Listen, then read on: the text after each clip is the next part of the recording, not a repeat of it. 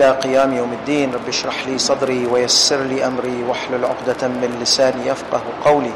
قال الله سبحانه وتعالى في محكم كتابه: بسم الله الرحمن الرحيم، إن الدين عند الله الإسلام. صدق الله العلي العظيم. صلوا على محمد وآل محمد. صلوا على محمد وآل محمد.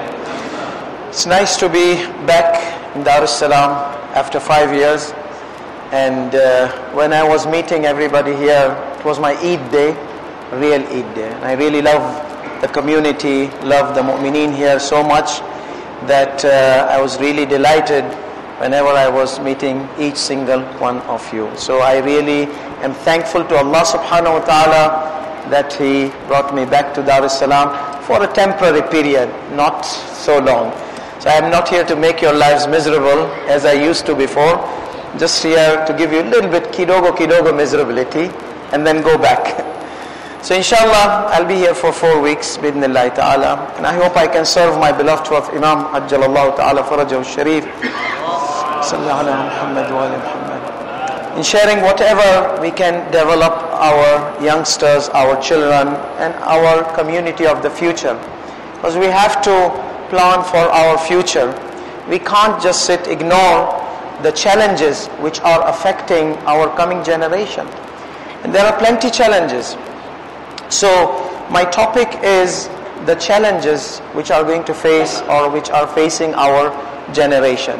And it's a very important topic, especially those who have children and grandchildren. It will be nice that they would share these sessions with their family members, so that we can protect our community from the deviance of the shaitan and the temptations of the shaitan. So some of the, there's a strange thing going on. Before that, I'm going to give you 2 introductions. If we are not able to continue tonight, inshallah tomorrow I'll continue.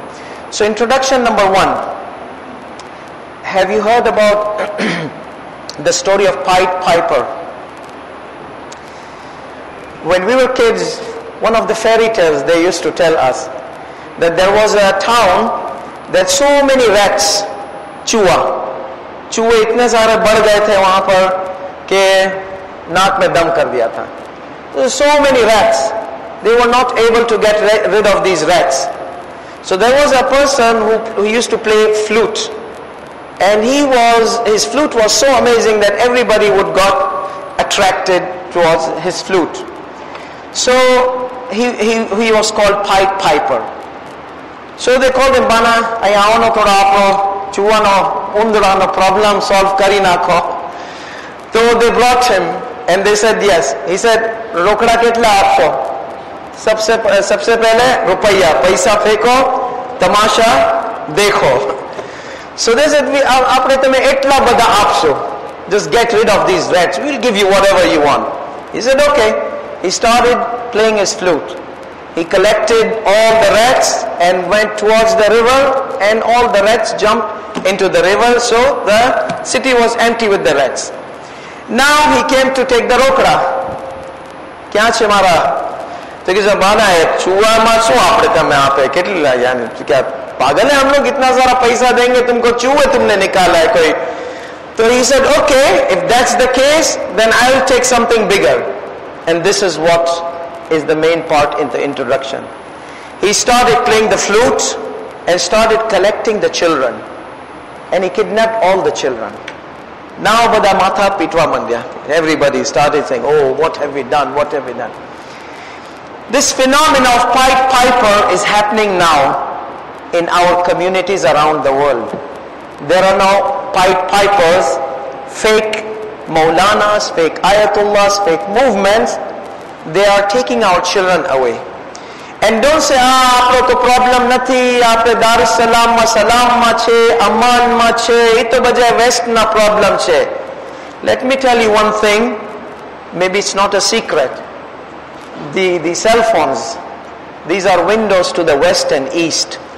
So all the problems of West and East are coming to Dar es Salaam and to Zanzibar and to Kigoma and Bakuba and all wherever you go. In India, Pakistan, they are spreading. was surprised. I was in Pakistan before I come to Dar es Salaam. I was surprised there are elements, they're following these fake ayatullahs, pipers of Shia community. I was surprised. Pakistan, Karachi, so mashallah, strong community, majalis, Duai Kumail, Maulana, tons of Maulanas. But then there is a group which is growing to following the fake ayatullah and fake Maulanas. This is introduction number 1. Introduction number 2. We have something which is called left and right. Those who are watching the news and politics, they know what I'm talking about, left and right. But those who are not, I'm going to just give a small summary. In Sweden, when elections happen, so we have to vote. So there are left and there are right. So what are these left and right? In United States, when there are elections, there are rights and lefts. So I'll take United States because everybody knows the politics of America. So the Republicans are right, means holding to the Constitution, holding to the religious values. They are right. So no abortion. Majority of the Republicans, they don't like abortion. They don't like gay marriages. They don't like anything which is far away from the religion. So they are called righters, right, holding to the religious values. And then we have Democrats, which are liberals, left, away from the right. And these are, they say no, abortion is the right, gay marriage is the right, this is right, that is right, right, everybody is free. So this is right and this is left. Okay, then there is far right and far left, who are the extremes. That means we are the only one who should live. Other than us, who disagree with us, no. And the same thing, we have far left. So this is just a small introduction. Now, Shiism is in between these two, far right and far left. So what is the middle path? The middle path is the Marja'iyya. The Marja'iyya, the intellectual path, the logical path, because in everything we do taqleed. Everything we do taqleed. When we are sick, we go to a doctor and the doctor gives us fatwa. Tamara ma aa bimari che, tamne aa dawa khavi padche, aapko ye dawa peeni padegi, aapko ye leni padegi. Why should I take this medicine? Why? I don't say that, because I am not a professional in medicine. So I follow this doctor who is a professional. That is an intellectual necessity. It's not religious, it's intellectual, it's logic. It's intellectual necessity that if you don't know, follow a professional. So we do taqleed to a doctor. When you want to build a building, if you don't do taqleed to a proper engineer, we will end up with the crisis like it happened before 5 years. The building collapsed. Why? They followed a fake engineer. Okay? The fake engineer gave a fake fatwa and we lost some lives. This is what happens when we do not follow proper professionals. You go to fake doctor, he will give you fake fatwa. You might end up into serious problems, medical problems. So when you want to fix your car, you will go to the Ayatollah mechanic, you see, and you will have to seek the professional's guidance, direction. So this is an intellectual society. Heck, we do taqleed in everything. When it comes to religion, why are we so picky? Na marjana su khabar kya su chai se yaya su thai se. We are living in the west, and what does he know? We are living in the south, 3,000 miles away from marja, 2,000 miles. Then we start asking these questions. And unfortunately, the fake Maulanas and the fake Ayatullahs, they say our Maraja has failed us. I say we have failed our Maraja by saying these kind of things. Why? What's the problem? How can we depend on those Maraja are in the east? Now these are flashy words, they are affecting our generation. They are not affecting the big ones, or they are affecting some big ones, I have seen. But now the big danger is for the coming generation. These words are flashy. But then are we able to face this? Are we able to correct this misconception? Nowadays, especially nowadays, because of the globalization, when we are sitting in Sweden, we call Turkish airline. Swedish number. Who picks up the phone? Someone in Turkey. When I was in United States, I had a problem in my phone. I call a technician, 1-800 number. Who picks up the phone? Someone in India. And he was telling me, how is United States? How is America? I said, you don't live here? He said, no, I'm from India. I'm talking to you from India. So the technicians are referred to India and China and Turkey. Everything is nowadays because of the globalization, and the globe has become a small. So what's the problem if my marja is in Najaf and Qom? What is the problem? The whole world is globalizing. Everything is not in one place now. It's in one place and people are central. It's a central thing.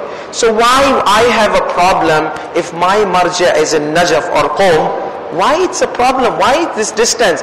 You reach out to them. It's too much for you to reach out to them. We reach out to our maraja. We are not facing any problems. So reach out. You are sitting there and you want to reach out to the marja. So these are things which our youngsters, they need to know. It's a big challenge. And our youngsters will question us. And they have the right to question us. આપણે બચ્ચાઓ આપણને પૂછે કે બાપા આપણે શું કામ મર જાય એટલે ફાર હવે દૂર છે એની તકલીફ કહે છે I can't say ખામોશ થઈ જા ચૂપ કર અને તકલીફ તારી કર. We can't say that. That is wrong. That is totally wrong. We have to let them understand that it's not just the marja. It's big companies, their technicians are in different parts of the world, and the easiest, instead of bringing the technician or 100 technicians, it's costly. So it's easily to put a long distance line, and this saves a lot of financial expenses which are incurred by bringing technicians into a place. So why we have this problem that our marja niyabe soche? So this is one of the problems which is raised to convince our youngsters to leave the real maraja and follow the fake maraja. So now we have in Shiism far right, not right, not left, far right and far left. So what is my definition of the moderation path? The moderation path is the path of our maraja. The left, little bit too classical, has some traditionalism, but still he follows the maraja. Is more liberal, but he's still following a marja. So he is a left, but still he's under the umbrella of the marja. Right, he does some kind of traditional things, classical things, cultural things, but he's still under the umbrella of the maraja. So if marja says halal, halal. If marja says haram, haram. So these are lefts and rights we have, and these are okay. But when one goes far left, this is my right hand, I'll say far right, and not you, I'm not pointing at you. Or far left, that is when you start cursing the maraja, condemning the maraja, and that is where you go far, okay? And that is not right. What is happening now? So we have far left, where these cultural, I remember when I was young, okay? So whenever there were marriages, they will have like Hindu kind of cultural things, and they will recite du'as and zikr, but it will be all Hindu tradition, okay? So these were like far right. They're out of the realm. And whenever you say marja says this, they will curse maraja. No, what maraja? So I'm not going to give examples which are sensitive, but you can understand and you can take more examples. I'm just putting a concept here, that far right are those whom you tell them marja says this is not allowed, this is wrong, oh, lanat ho marja par, lanat ho. This is what comes out from far right. Far left, our maraja has failed us.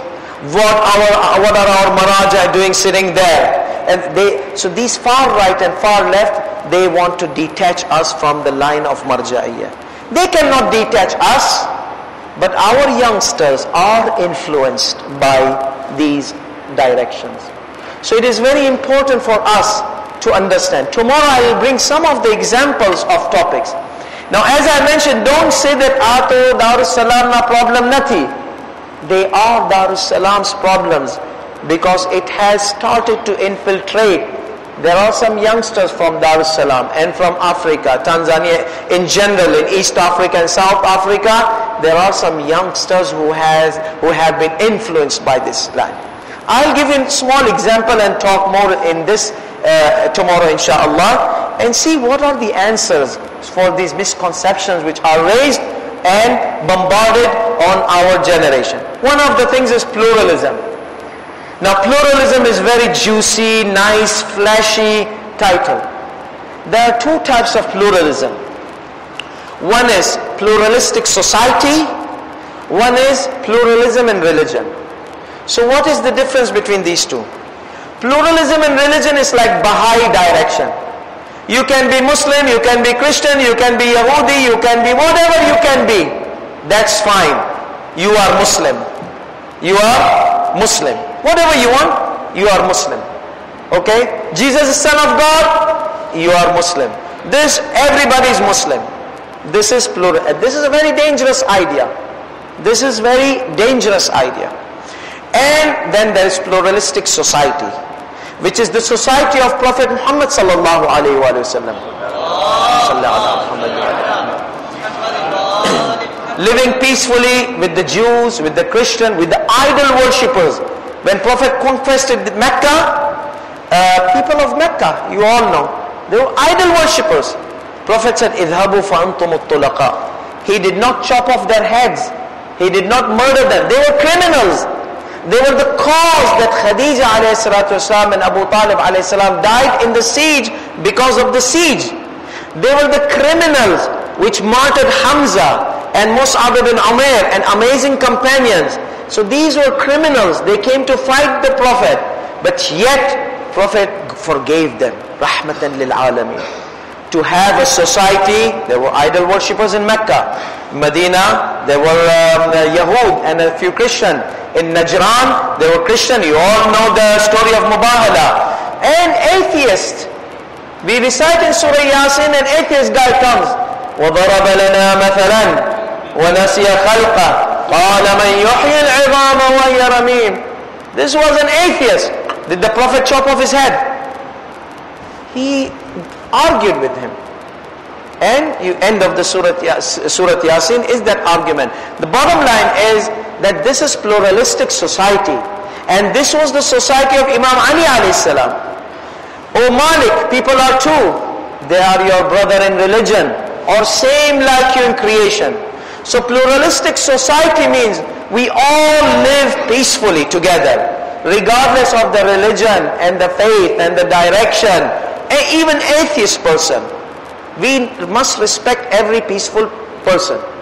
That is pluralistic society, which started from Prophet sallallahu alaihi wasallam and our Imam ajjalallahu ta'ala farajahu sharif. He will come in this pluralistic society, and then he will start propagating the right message, which is Islam. So now, inna ad-deen 'inda Allah Islam. So pluralism is contradiction with Islam. Pluralism. Islam says only one God. Islam says La ilaha illallah. And then when you say it is allowed to say Jesus is Son of God, I mean you can be a Christian and you can be Jew, you can choose.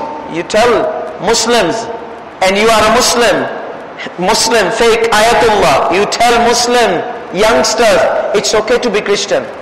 If you are nice Christian, it's better than you are bad Muslim. What are you talking about? You say no, be a nice Muslim, rather than saying this kind of, it's better to be nice Christian. What is this? This is called, and they say, use logic, use intellect. Well, you are contradicting yourself. You are contradicting yourself by saying this word, this contradicting statement. It's okay. It's not okay. Yes, we have to respect every peaceful Christian.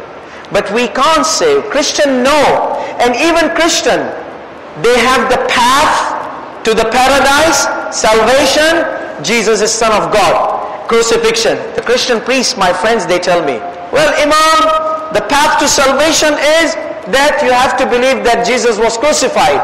I say, we can agree to disagree. I do not support that. To me, that idea to a Muslim is wrong. But I respect you. You see, you think it's right, I respect you. But in Islam, it's a contradiction. So I can't say, no, you are right. You are right and your path is right. I can't say that. Because Quran says, قُلْ هُوَ اللَّهُ أَحَدٌ Allahu Samad Lam Yalid. That's the message of Quran. What type of fake Muslim you are before becoming fake Ayatollah? Fake Muslim. Quran clearly says Allah is no father, no son. And you are saying, okay, you are saying Jesus was Son of God and God is the father of Jesus. It's okay. This is one of the examples. Inshallah, tomorrow we'll try to elaborate on these issues because our youngsters will need your help in giving them direction. And I know you all know these kind of things. But Allah subhanahu wa ta'ala says, فَذَكِّرْ Remind them. إِنَّ الذِّكْرَ تَنْفَعُ الْمُؤْمِنِينَ That dhikra, reminding them, benefits the believers. And our youngsters, they are very important. I love our youngsters. Samani, I love the kids here more than you guys. I really love them so much. And if I am here in Dar es Salaam, I am here for them. Because I want to work with them. So that's why we all need to work together. Because a child is in a triangle. A child is in a triangle. The corners of the triangle: family, community, and outside of the community. So if the family is strong and the community is strong, then outside influence are nothing. But if the community is weak in giving direction to these youngsters and the influences are stronger, then the parents can try, but still there is not much that they can do. Because outside now this and this corner, one is weak and one is very strong. So we have to have all these triangles working together. The community and protection from outside influences and the family. So the family needs to be strong. When will they be strong? If the community is strong. And alhamdulillah, I have been so many communities in the West and the East, and you can record this, put it on the YouTube. So I have not said this to other communities, that Dar es Salaam is really a paradise, because alhamdulillah we have a strong community. But shaitan will always try to strike the strong communities by sending his agents, sending his fake ayatullahs, sending his fake maulanas. So we have to be alert and aware about these challenges. So we inshallah will continue tomorrow, and we ask Allah subhanahu wa ta'ala to protect our beloved mu'mineen, mu'minat, youngsters around the world.